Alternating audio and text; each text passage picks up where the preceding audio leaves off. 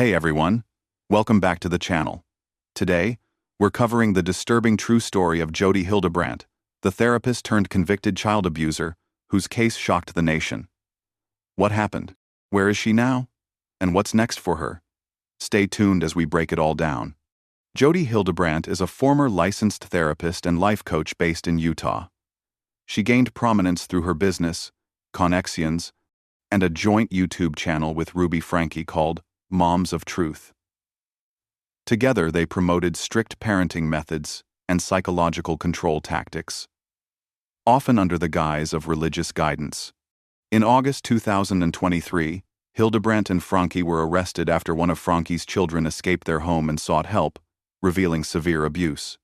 Authorities discovered evidence of child torture, leading to both women being charged with multiple counts of aggravated child abuse.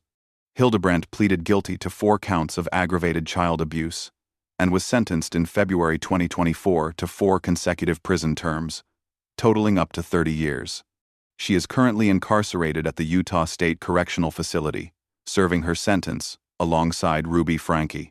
Where is Jodi Hildebrandt now? As of now, Jodi Hildebrandt remains in prison. Her first parole hearing is scheduled for December 2026.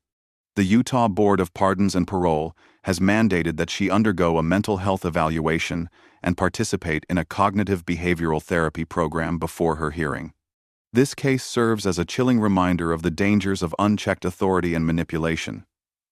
Jodi Hildebrandt's actions have left a lasting impact on her victims and the community. What are your thoughts on her case? Let us know in the comments below. If you found this video informative, please like, subscribe, and turn on notifications for more updates on developing cases. Until next time, stay safe and take care.